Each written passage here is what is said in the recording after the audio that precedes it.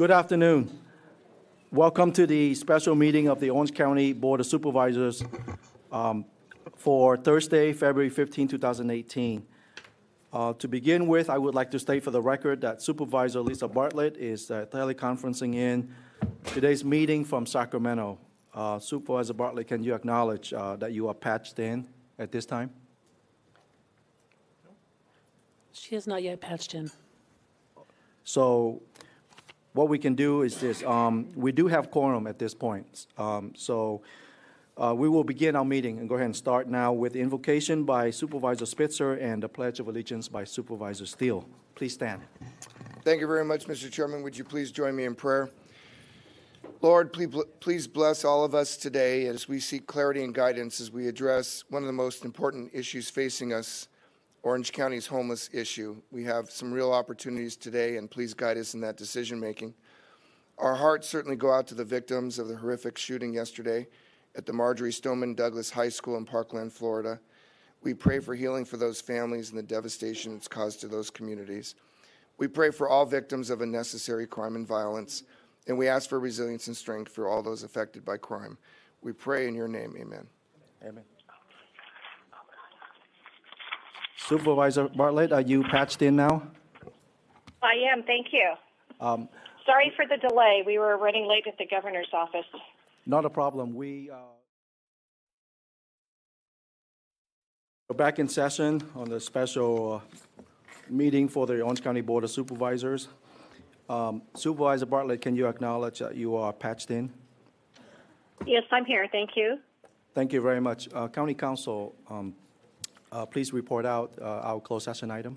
Thank you, Mr. Chairman. Pursuant to Government Code Section 54956.9 D1, the board met in closed session to discuss the item referenced on today's agenda as CS1. By vote of 5-0, the board unanimously ratified a stipulation of the parties in the matter of Orange County Catholic Worker versus the County of Orange. Copies of the approved stipulation can be obtained from the Office of County Counsel upon request. The board took no other reportable action in closed session. Excellent. Thank you. We now move on to the discussion calendar. Madam Clerk, please read the item. Under Chairman Doe, authorize and direct Healthcare Agency Director to amend existing agreements and enter into new agreements upon approval by County Council for purchase of short-term motel and hotel stays and transportation services, and authorize and direct Auditor Controller to approve payments for purchase of food vouchers for approximately 400 homeless persons presently encamped on the Santa Ana riverbed between Taft Avenue, Ball Road, and Memory Lane. Authorize and direct directors of OC Public Works and OC Community Resources to take all actions necessary to expand the shelter capacity at the bridges at Kramer Place. Authorize and direct the installation of temporary short-term capacity shelters at existing county-owned properties as approved by the board. Authorize the county executive officer or designee to negotiate and execute an agreement with the Wise Place Shelter for Women, Santa Ana, for 100 shelter beds and related services, and to collaborate with U.S. Department of Veterans Affairs and other local, state, and federal agencies and private nonprofit organizations to coordinate delivery of services and make CEQA and other findings. Thank you. Do we have any public speakers on this item? Yes, we have 10. 10. Please call the first three, please. Okay. Council Member Jose Solario, Matthew Skaggs, and Joy Torres.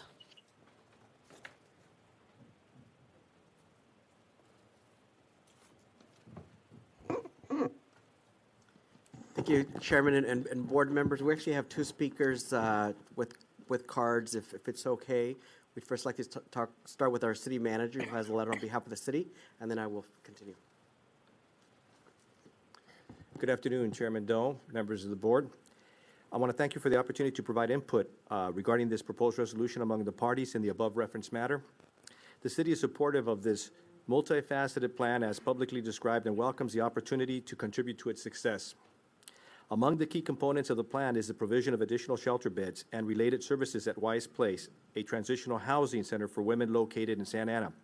In support of this item, the city is willing and eager to work with Wise Place to expand its capacity to the maximum limit allowable by state, building code, and other health and safety regulations. The city has already completed a preliminary evaluation in this respect and will coordinate further with Wise Place and other agencies if the plan is approved by the court. We understand that the plan also includes temporary shelter space at other locations to be determined, including county-owned sites in Santa Ana. While we appreciate the need for additional locations, we believe that those are most appropriately placed in jurisdictions other than Santa Ana. Santa Ana is already home to approximately 40 to 50% of the shelter beds in Orange County, and other jurisdictions have a greater capacity to absorb additional beds. To the extent that the new locations are established in Santa Ana, we hope that they are designed thoughtfully and appropriately.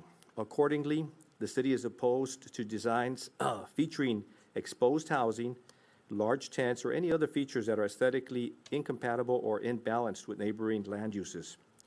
We also encourage the use of sites with existing structures that can be more quickly adapted for reuse. Finally, we are aware that another key provision of the proposed resolution is the provision of approximately 400 motel vouchers for those individuals displaced from the riverbed. We respectfully request that these vouchers be utilized evenly across the county and not solely in Santa Ana.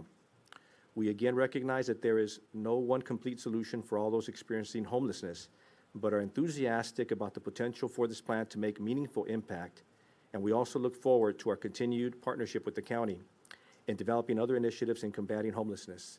And I appreciate your leadership, Chairman Doe, and I know you've been working with some of our staff, and I've certainly enjoyed the collaborative relationship with your CEO. Thank you. Thank you.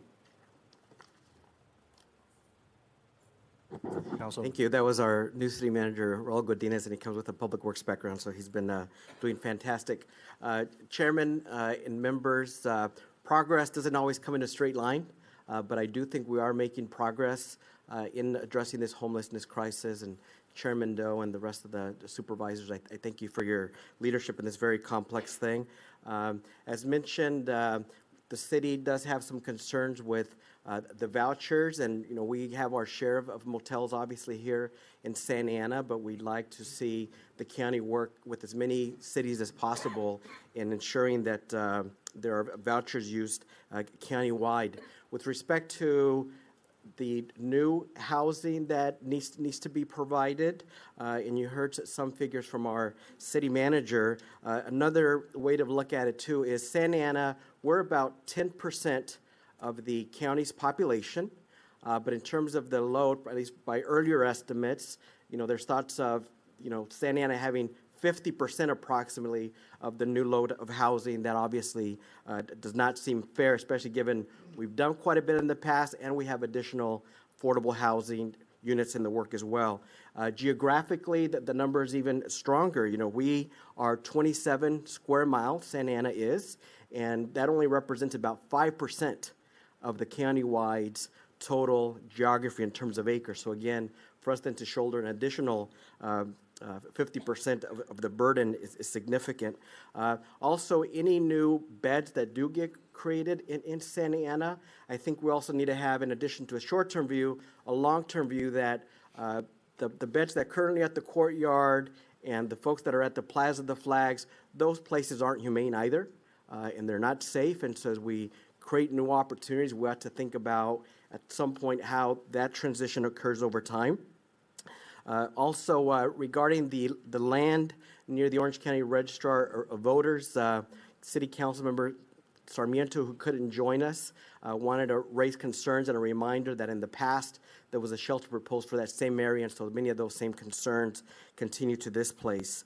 Regarding the Weiss Place, I do want to work with the county on what we might be able to do there. Weiss Place is excellent, top-rate operator, and we want to work with them in finding a good solution there. And then with respect to any new housing that may be here in Santa Ana, the bridges at Kramer facility, operationally, is excellent.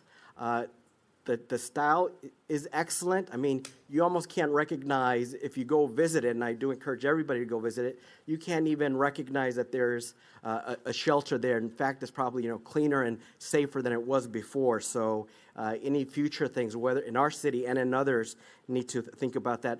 Finally, we're here, I think, in a spirit of cooperation and collaboration.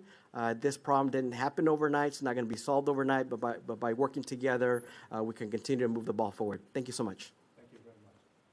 Thank you very much. Next speaker, please. Yeah, hello, Board of Supervisors. My name is Matthew Skaggs. I'm a community development advocate for housing, education, and healthcare. According to the 2016 Community Indicators Report, an estimated 64% of every working man and woman in Orange County do not earn enough to rent a one-bedroom apartment by their own wages.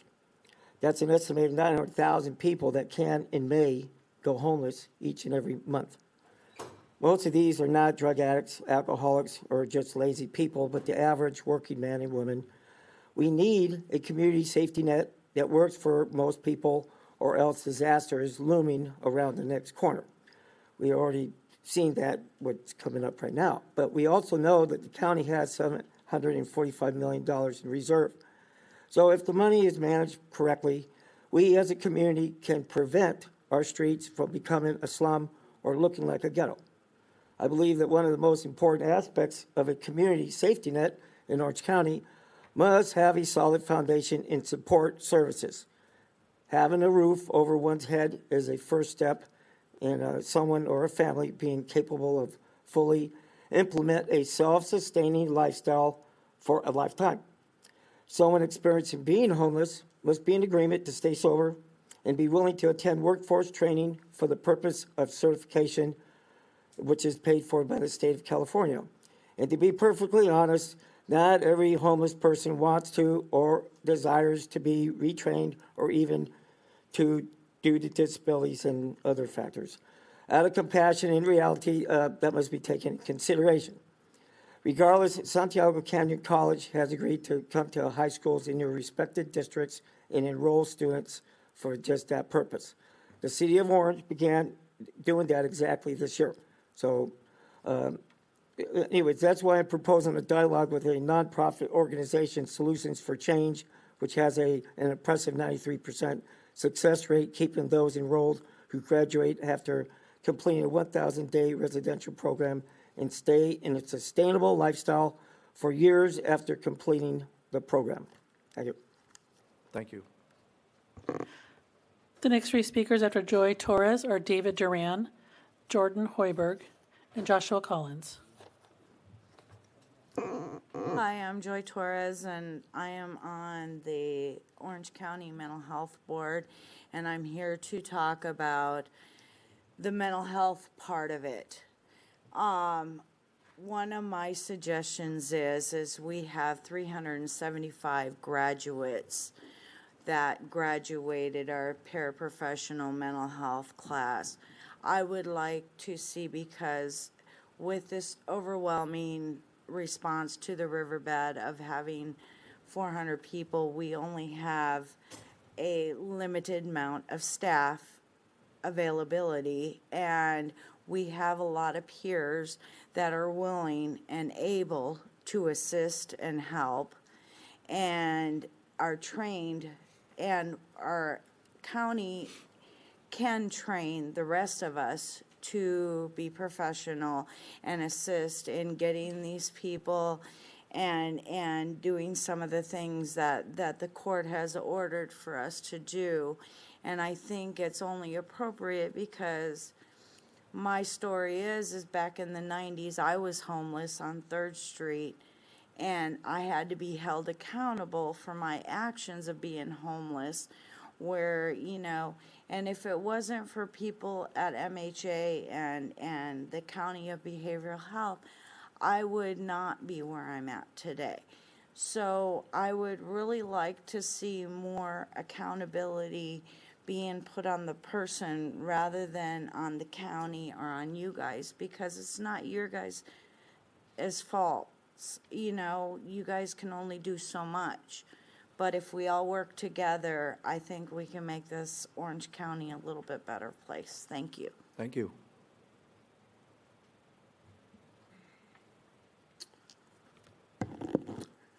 I've addressed the board in the past, talking about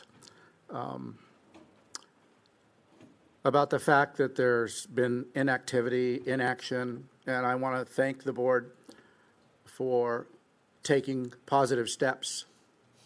That being said, there's still more that needs to be done. the idea that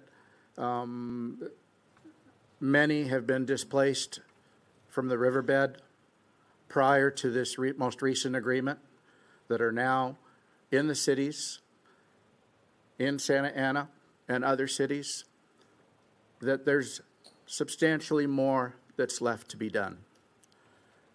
There's plenty of us that are still watching. There's plenty of us that are still documenting. But again, there's more that needs to be done.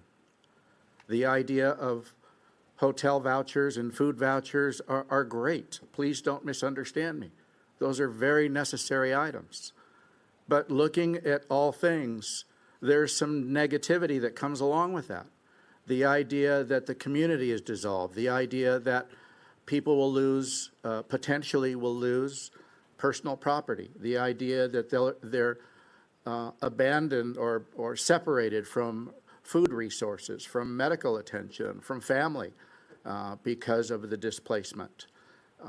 So it's not 100% cure, and I realize that there can't be 100% satisfaction for everyone. That being said, there are still hundreds or thousands left that need some attention. They need your help. They need the community to go ahead and adapt them within the various cities, Santa Ana and the other cities around, because it's the right thing to do. So again, I'm asking that the Board of Supervisors continue on the positive path to do what's right, and then I disappear. In the meantime, I'm going to be here along with many others. Thank you. Thank you. Hello, my name is Jordan from the Orange County Catholic Worker. Speaking today in my capacity as an individual, not a plaintiff in this case, to congratulate the board on passing this stipulation, and also to urge the board in voting in favor of funding for this stipulation. I do think that it is important, however, as we move forward, to remember that within the character of this stipulation, Judge Carter has talked about his commitment to making sure that people removed from the riverbed do not move to the cities where they could face criminalization, and also to remember a separate ongoing legal action with the Legal Aid Society regarding the spending of county funds. Just to point out that the county's failure to spend existing monies and also to contribute more monies towards the building of affordable housing and permanent supportive housing has already put the county in the position of facing significant legal liability, and I think it could in the future. And I think that, if we don't want to see another 46% increase in our unsheltered homeless population, as we've seen in the past year, and dealing with that kind of on a case-by-case basis, where every time an encampment is removed, we have to go to court. We have to try to struggle to come up with a plan to find, temporary shelter for 400 people. That it's important that this Board of Supervisors take responsibility for the ongoing homelessness crisis and seek positive long-term solutions, in particular a housing trust fund that would increase our stock of affordable housing and permanent supportive housing to the capacity required to, at the very least, mitigate the crisis of homelessness that we are currently facing and put it at a level where it is manageable, not just for the county's existing resources, but also for the nonprofits that are currently engaging people who are experiencing homelessness. Thank you for your time. After R. Joshua Collins, the last three speakers are Lou Noble, Kenneth Batiste, and John Safari. Hello, I'm R. Joshua Collins, founder of Homeless Advocates for Christ, and also on the media team with Camp Hope. And it's great to see all the people currently getting beds and hotel rooms and all of that. It's very exciting to see that. I'm so happy for this. But I guess my question is, why did it take a federal judge to make this happen? And it truly is heartbreaking to see the lack of sensitivity to basic human rights and needs, by the board. So I don't understand it. You guys, I would think could do a lot better than that. But this is my question. What are you going to do to ensure the poor are no longer criminalized for life-sustaining activities in the county. Because obviously that's what's been happening is a lot of criminalization of the poor, recycling them in and out of jail. And of course, Judge Carter sees that's a problem, as a lot of all the activists do, basically. And so what are you going to do to make sure that doesn't happen again? That's something I'd like an answer for. Some of the homeless are having issues with transportation also, just getting to food and different things like that. So some of them have hotels, but they need bus passes and things. So what are you going to do to make that happen? That's something that's really needed. And of course, affordable housing is always an issue. We always need more of that. And just to encourage you guys, I've said this before, I really believe housing should be right for all. Felons and people that are in prison have a right to housing. Even though they've been convicted of something, they still have a right to housing, food, clothes, clean clothes even, and those types of things. So why not the poor? And also under Universal Declaration of Human Rights, Article 25, it says that housing should be right for all. Just one last thing to think about. Everything we have, it's not ours. Ultimately, it's God's. And maybe you don't believe in God, or maybe some of you do. But we remember the story of the rich man Lazarus, and the rich man just kind of walked past the poor beggar day after day, didn't help him. But he had a responsibility to do that, to help that man. And he never did. And the rich man ended up in hell. The poor beggar went to heaven. And that's Luke chapter 16. And that's something that encourages me to make sure I look out for the least of these in our society, maybe the mentally ill or people that normally we might not associate with, but you see their inability to really provide for themselves and things like that. And we have a moral responsibility, obligation really to be there for them. So I just want to encourage the board to do that. Thanks for your time. Next speaker, please. Okay, yeah, it's been a long time since we've been here, almost 4 years, and over 8 years since the homeless, it was supposed to be created housing first. It seems like we're coming to common sense now, and the fact that you're doing the right thing by providing people a space to go instead of just throwing them out in the streets. When we first came here, it wasn't about the riverbed. It was more about the people in the streets being criminalized, pushed to one end to another from the cities. Well, the cities were pushing them to the riverbed. That's what happened with all these people that came out in the riverbed.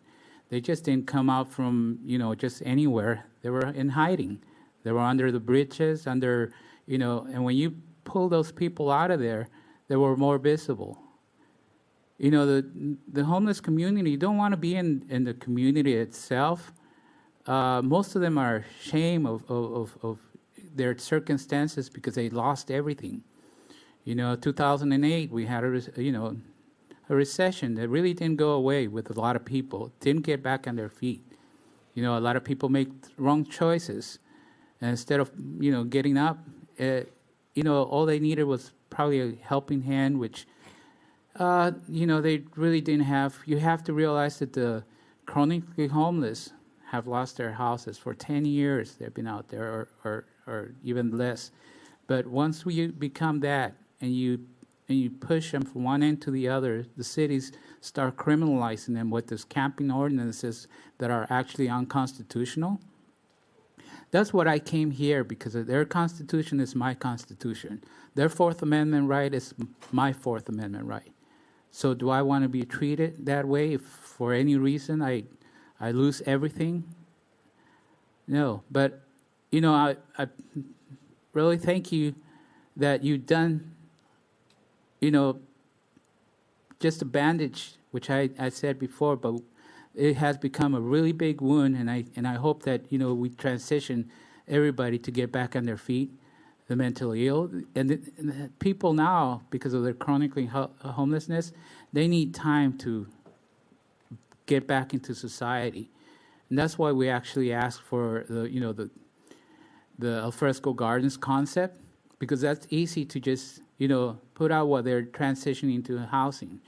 But as far as, hopefully we do, get housing first, because that's what we we want for these people.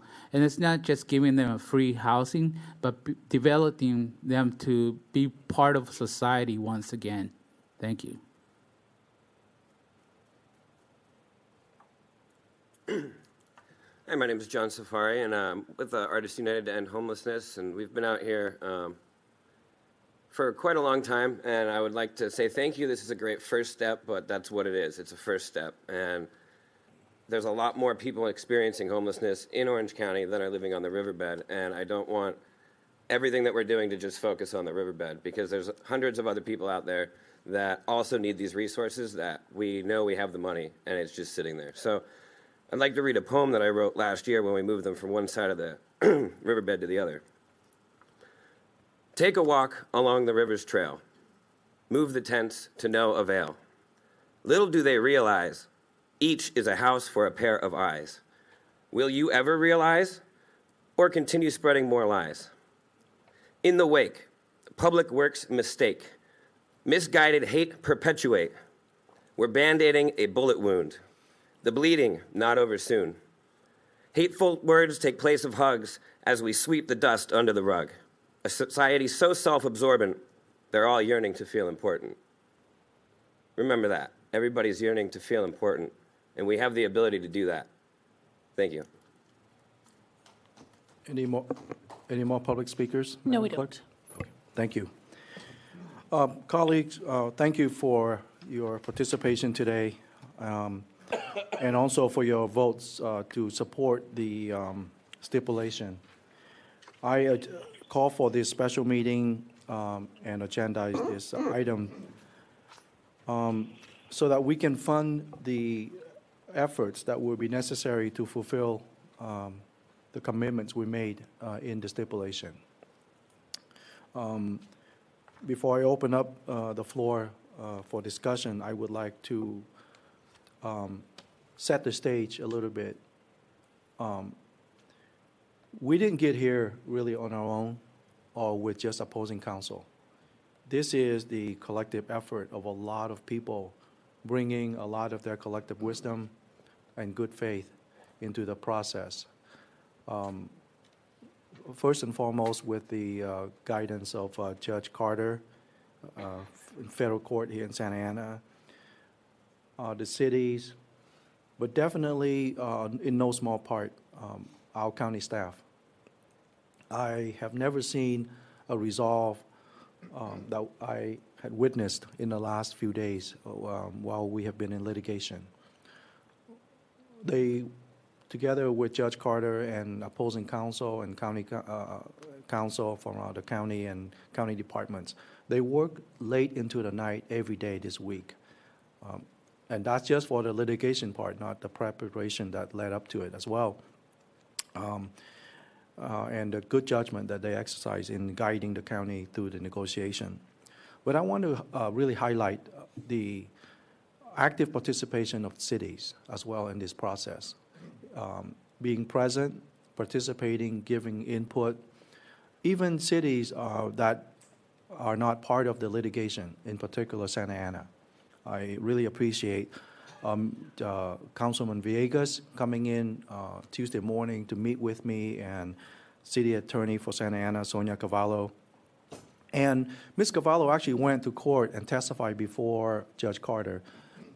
And the collective effect of all of that is that it shows Judge Carter that there is collaboration and that this is a new era, a new period in our county's history. And I think it's that level of comfort, trust that we can work together and put together a system of care that will take care of people. And it was through that assurance, through our action, it's not just through our words, but through our action the last 2 years that this board and all the actions we have taken to create a system of care in place that I think gave Judge Carter the level of comfort that allows us and really help push both parties, all parties actually, into direction that led us to the stipulations here today. So I want to thank everyone involved and of course with opposing counsel with their understanding and working with us and going forward.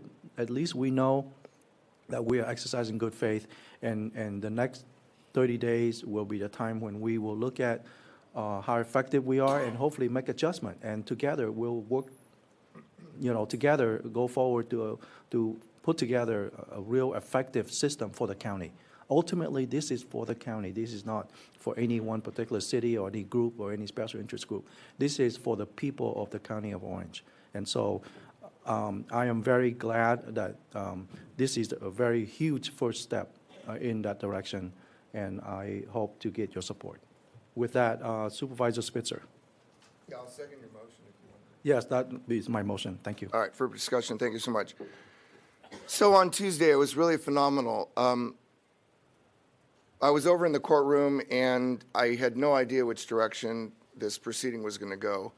But I had appeared in front of Judge Carter as a prosecutor many times, and Judge Carter is a different kind of magistrate, to say the least. He's so different that I asked him to perform my wedding ceremony 21 years ago, and he agreed. And he's just an incredible guy, and I just feel like just who he is. He blessed my marriage, which is pretty amazing. But he said something during the proceeding. He first said, "Is there a supervisor here?" And I was, at that time, the only supervisor. So he asked me to come up and showed a video of me at the Anaheim City Council. And then he said, "Well, where's Chairman Doe?" And I said, "Well, I saw his car in the garage, and I'm sure he's available." And a few minutes later, you came over, and he had you come up to the podium. And he said some things that I think are very important to acknowledge in front of our colleagues and everybody else. First of all, he said, "We're proceeding in good faith, and we've turned a corner." And he said, "I'm tired of the bureaucratic responses. Those days are over." But Supervisor Doe, and I'm not even sure you recognize this necessarily, because you've known Judge Carter for 20 years as well. You staffed as a prosecutor Department 5 when he headed the master calendar there.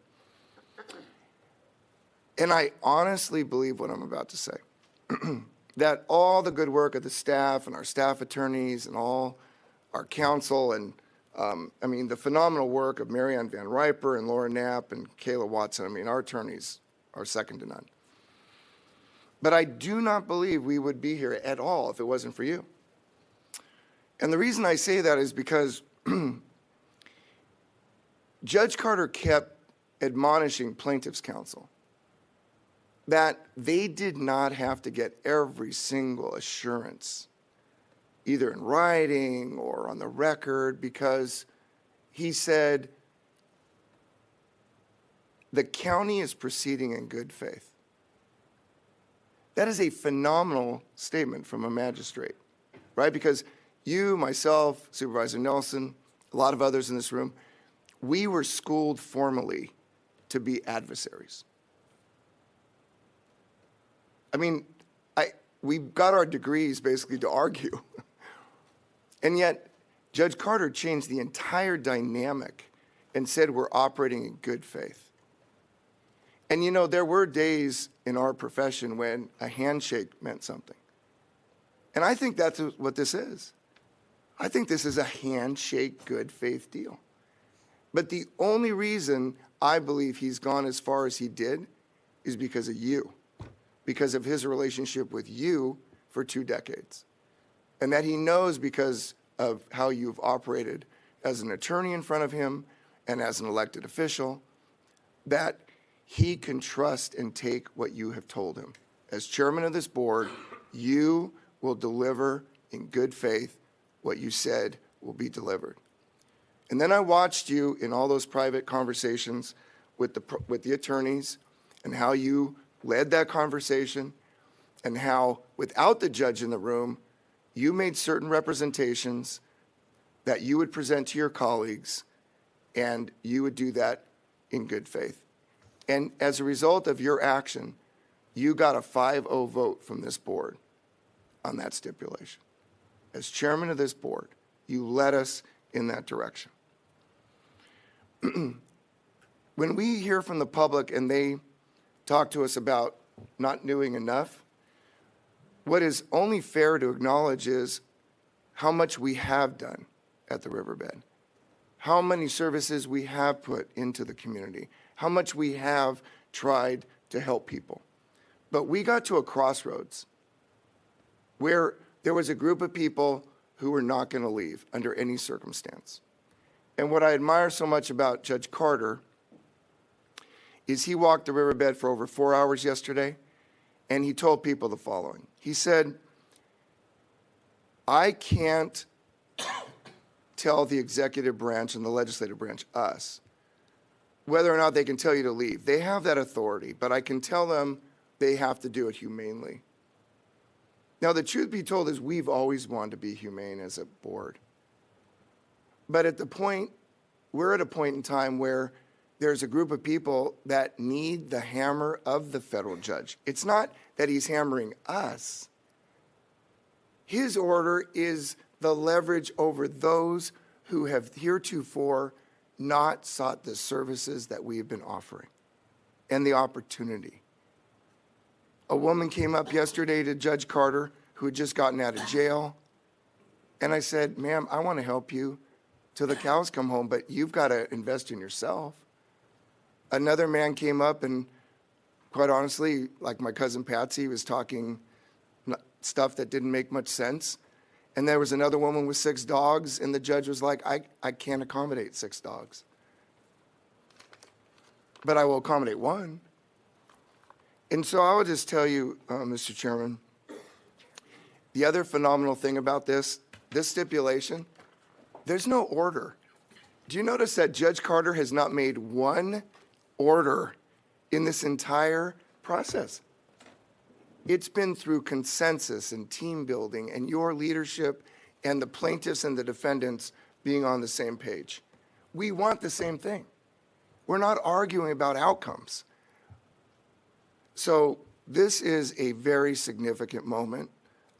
It will need your leadership, and it's very important that you've just started your chairmanship, because us seeing this process through beyond this order into the future is going to be the legacy, I think, that is your legacy as chairman of the Board of Supervisors, and we're there to support you in that effort. So I'm very proud of this, very proud.